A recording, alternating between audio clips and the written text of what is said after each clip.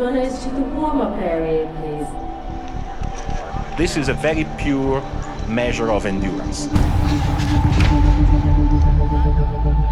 The idea was to have a completely different kind of race format. There's no set distance. It's simply for how long you can keep running at the set pace. The race will only finish when you're no longer able to maintain that pace. I've got to run until I can't run no more. There's no finish line. I had no idea what was going on. I didn't know that there will be this race without a finish line. So have a look, think about it, 3 is moderate. 3. We did a test to identify for each athlete an individual pace that they are able to sustain for a prolonged period of time. You just point the number that corresponds to how you feel. From 0, which is no effort at all, to 10, that is the maximal effort that you have ever experienced in your life. 10 seconds. Go ahead and get an RPE. 5. You're doing well. What we perceive as effort is how hard our brain is working to make our body run at a given speed. My pace at 3 is going to be way slower than a Kenyan professional marathon runner. But in terms of perceived effort, how hard it feels is going to be the same for everybody. We create a level playing field. Does everybody know your pace? Okay, great. One last reminder that you've got 3 strikes dropping below that pace, and then your run is over. So the one that ran the longest is stronger mentally. It's all about how far can you push yourself. I know that I am mentally strong. The only thing that ever holds me up at the moment is my knee. As a marathon runner, I was running 140 miles a week. I'm so far removed from the athlete that I was. 100 years older. I think I still have the same mindset, so it'll be interesting to me to see what I'm capable of doing. I have type 1 diabetes. I always have to check my blood glucose levels. During a run, I sometimes have to inject insulin. I try to not stop.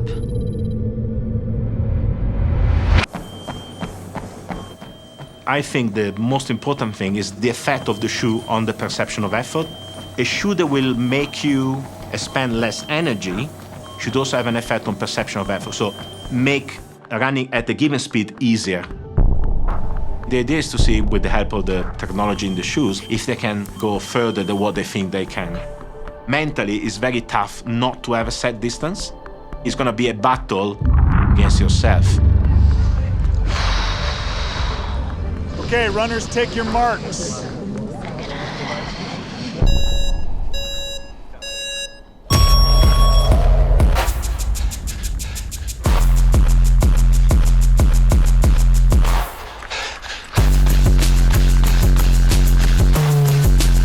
Copy, I'll call in. Confirm all 22 runners are now at their target pace. Corey, he's on the phone. I'm trying to call you. Approximate location is mile 5.5.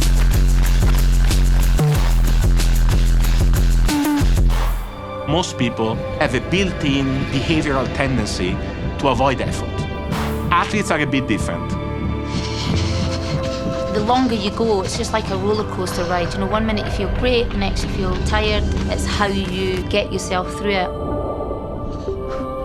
I was world record holder for 10K, 5K, 8K, and I won London Marathon, New York Marathon, Tokyo Marathon. Rattled that off well. I've not ran long for a long, long time. I retired in 1996 due to injury to my foot. I was told I would never, ever, ever run again. I'm a doctor and I will specialize in diabetology. The biggest obstacle is for me managing of the blood glucose levels. When the distance will get longer, it will be challenging. The biggest moment in my career would be obviously my debut for England. I retired in 2014 through a knee injury. Probably the furthest distance I've run is 15 miles. The other people out there are going to push me because I want to be one of the last man standing.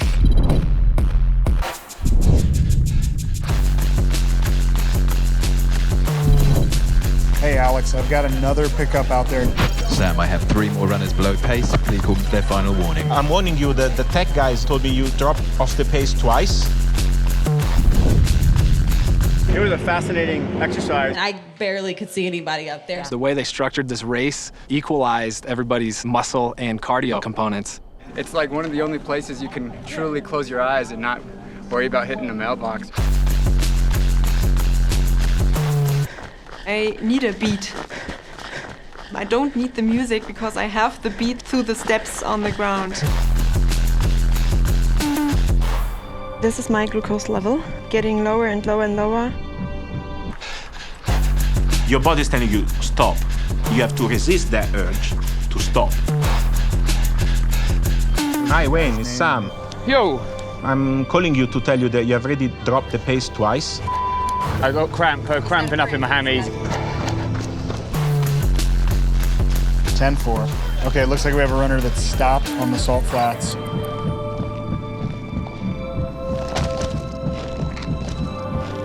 So how many hours did you run, you think? Maybe 2 hours, like around about 2 hours. Can you take a look? 2 hours, 43, really? 2 hours and 53 minutes. Almost 3 hours. I run or yes. Yes. Oh my gosh. Yes. It's so crazy. Wow. Really? Yes. What? Yeah. I did a half marathon. Ah, you're not gonna cry, right?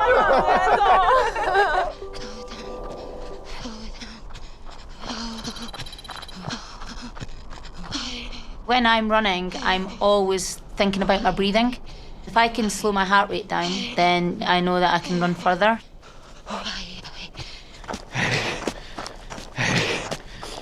Your mind gives up before your body's going to give up. I just block stuff out and I get into a rhythm. What's the phone ringing for? Liz, Yeah.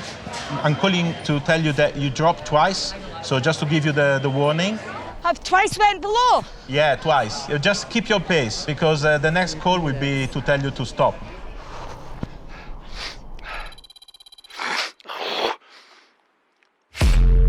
My mind just switches off and I'm just in that zone.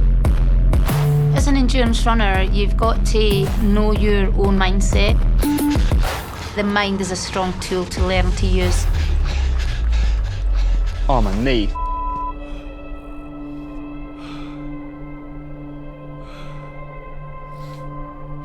Race ops crew, I've got a runner pickup for you. You went out for 4 hours and That's 9 the longest I've run minutes. for. 24 miles. That's the longest I've ever run. Is it? Yeah. Oh, it's a marathon. I know. Love it. How can you run a marathon with your... Believe me, I don't think I'll be doing one again. You're like I'm a bit wet. you're like mentally the toughest guy I know. No, I don't know. I couldn't run anymore, I was just cramping up. How did you survive? Don't know, I just looked at the floor. Yeah, the call's happening now on Liz.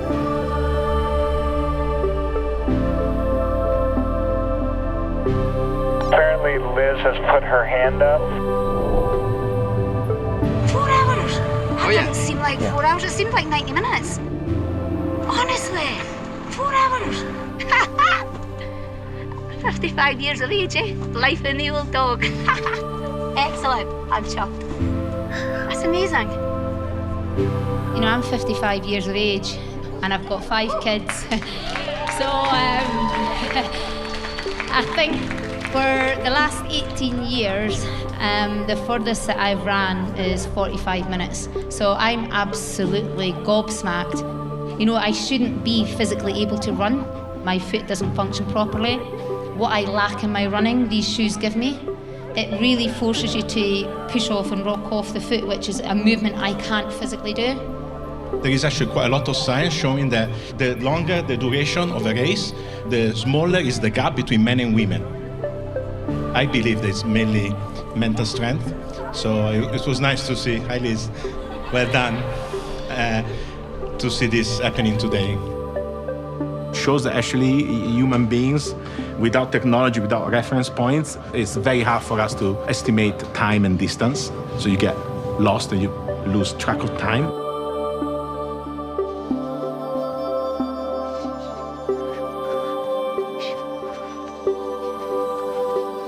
when somebody like me get an endurance athlete to run the furthest ever in their life, I'm so happy.